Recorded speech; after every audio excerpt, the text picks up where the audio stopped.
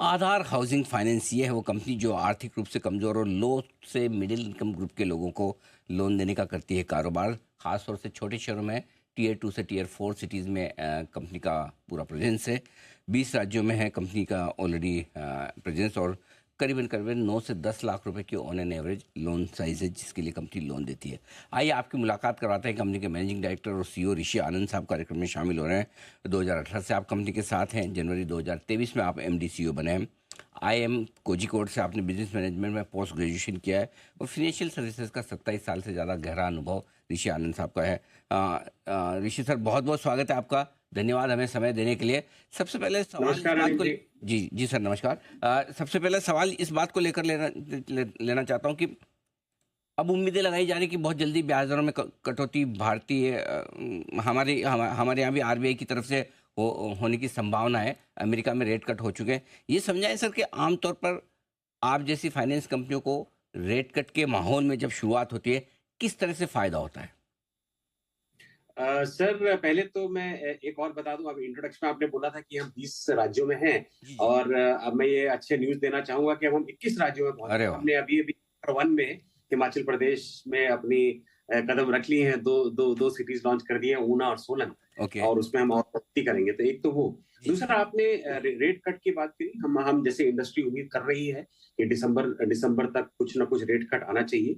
हमारे हमारे सेगमेंट में अनिल जी ऐसे वर्क करता है कि रेट कट आने के बाद हमारे जो टर्म लोन होते हैं बैंक से, वो बेसिकली या तो हाफ ईयरली रेस्ट में होते हैं या एनुअल रेस्ट में होते हैं। तो जब भी वो रिव्यू पीरियड आता है और उसमें हमको इंटरेस्ट बेनिफिट पास होता है, तो हम उस इंटरेस्ट बेनिफिट को एज इट इज कंज्यूमर को पास ऑन कर देते हैं, बोथ वेज। क्योंकि हमारा 80% बुक और 80% एसेट और 80% लाइबिलिटी दोनों फ्लोटिंग है। तो जो भी कंज्यूमर बैंक हमको पास करेगी, हम कंज्यूमर को पास कर देंगे।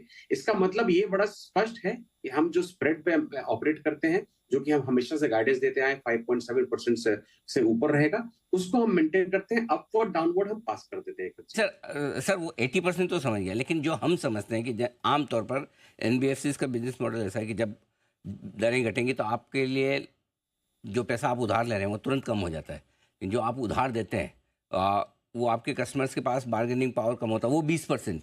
ठीक है ना? तो वहां पर आपका स्प्रेड बढ़ सकता है। क्या ये सही है? सर ऐसा है कि हमारे लिए भी तुरंत मतलब उसी महीने कम नहीं हो जाता है। जैसे मैंने बोला, हमारा एनुअल रेस्ट में होता है या हाफ ईयरली रेस्ट में होता है। जब भी वो रिव्यू पीरियड आता है, मान लीजिए 1 साल बाद रिव्यू आएगा, तो 1 साल बाद कम होगा। एज फार एज हम जो 20% फिक्स्ड बुक की बात कर रहे हैं, वो बुक में ऑब्वियसली हमारा थोड़ा थोड़ा सा स्प्रेड बढ़ता है, बिकॉज 80% बुक तो फ्लोटिंग है। तो थोड़ा सा इम्पैक्ट आता है। मे बी 0.01%, 0.02% बिप्स का फर्क पड़ता है, ज्यादा फर्क नहीं पड़ता। ठीक बात है। सर अब बताएं, लोन और एयूएम इसमें ग्रोथ किस तरह की नजर आ रही, किस तरह के संकेत हैं आपके लिए? सर जैसे मैंने पिछली बार बताया, हम उसी पे अटल हैं। 18 से 20% हमारा ग्रोथ डिस्बर्समेंट, इंक्रीमेंटल डिस्बर्समेंट पे रहेगा, जो ट्रांसलेट हो गए 22 से 24% हमारा एयूएम पे रहेगा। हमारा Q1 के पब्लिश रिजल्ट्स हैं। Q2 अभी पब्लिश हुए नहीं है, अभी आज लास्ट डे है। और जिस तरह से नंबर्स दिख रहे हैं, बड़े अच्छे नंबर दिख रहे हैं। पब्लिश होंगे तो इसके आसपास ही रहेंगे। बिल्कुल ठीक बात। आपके निम्स पिछले क्वार्टर में भी अच्छे मजबूत होकर आए थे, 30 बेसिस पॉइंट बढ़कर 9% के आसपास पहुंचे। यहाँ किस तरह का अनुमान है सर? मेंटेन है, कम ज़्यादा, किस तरह के आगे सिचुएशन दिखती है सर? सो अनिल जी, हमारा निम्स अगर आपको याद हो तो वाई बेसिस पे हमारा Q1 FY25 में 8.9% का था, जो पिछले साल 8.6 था। तो इम्प्रूवमेंट हुआ था निम्स में। और मैं कोई रीजन नहीं देख रहा हूँ कि हम ये सस्टेन नहीं कर पाएंगे। तो उस हिसाब से मैं सारे इन्वेस्टर्स को ये कंफर्ट देना चाहता हूँ कि हम अपने निम्स में स्ट्रांग रहेंगे। बहुत बढ़िया। हाउसिंग सेक्टर में डिमांड किस तरह की दिख रही है आपको, और क्या वहाँ से कोई धीमेपन के संकेत हैं, या जिन मार्केट में आप अपनी ज़्यादा प्रेजेंस रखते हैं, ग्रिप रखते हैं, वहाँ डिमांड को लेकर कोई चिंताएं नहीं? सर हाउसिंग सेक्टर ओवरऑल में आई थिंक 15 से 16% का ग्रोथ हम प्रोजेक्ट करते आए हैं। पूरी इंडस्ट्री प्रोजेक्ट करती आई है। अभी सबसे ज्यादा जो इंतजार था फर्स्ट क्वार्टर, 2 क्वार्टर में, वो था पीएमएवाई सब्सिडी स्कीम का, जो अनाउंस हो चुकी है। इसके फाइनल कॉन्टूर्स ऑलमोस्ट आ चुके हैं। और जहां तक हमारी उम्मीद है कि आई थिंक इफेक्टिवली 15 अक्टूबर से लेके 1 नवंबर के बीच में ये पास ऑन होना शुरू हो जाएगा कंज्यूमर्स को। जिस कंज्यूमर ने 1 सितंबर के बाद लोन लिया है, वो एलिजिबल हो जाता है स्कीम के लिए।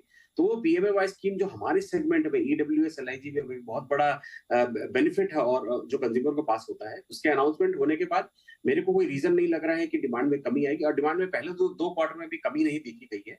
In fact demand I would say बहुत बेटर हुआ है पिछले साल के मुकाबले। सर आखिरी सवाल एसेट क्वालिटी को लेकर, वैसे आपकी स्पेस की जितनी भी हाउसिंग फाइनेंस कंपनियां हैं उनमें आपकी सबसे बेहतरीन एसेट क्वालिटी है।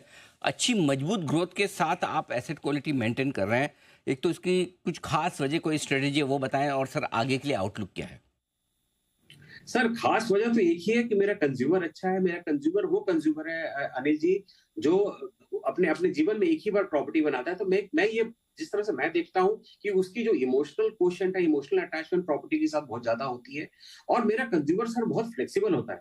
आज अगर वो एक जगह नौकरी कर रहा है तो कल वो एक दुकान भी खोल सकता है। बहुत कंज्यूमर हमारा फ्लेक्सिबल है।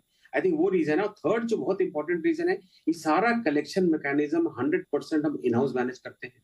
हम किसी भी वेंडर से कलेक्शन नहीं कराते हैं, क्योंकि हम इन हाउस करते हैं तो हम उस कंज्यूमर को बहुत डिटेल में और अच्छे से जानते हैं। कब उसका मुश्किल समय है, उसको कब 1 महीने का टाइम देना है, कब उसका पास पैसा आ गया है। तो because we know our customer बहुत अच्छे से, इसलिए हमारे को थोड़ा ईजी हो जाता है। बिल्कुल ठीक बात है सर, और यही एसेट क्वालिटी और ग्रोथ आप मेंटेन करें। हमारी शुभकामनाएं, उम्मीद करते हैं कि इस तिमाही के नतीजे भी आपके पिछली तिमाही की तरह ही दमदार रहेंगे। फिर आपसे नतीजों के बाद मुलाकात होगी। ऋषि सर, बहुत बहुत धन्यवाद आपका समय देने के लिए। Thank you so much sir. Thank you Anil ji, thank you so much. Aadhaar housing finance दमदार परफॉर्मेंस वाली ये कंपनी, और एक बार फिर से अच्छी ग्रोथ और अच्छे नंबर्स के लिए तैयार होती दिख रही है। रिजल्ट सीजन आने वाला है, देखेंगे किस तरह का रुझान आगे चलते हुए नजर आता है।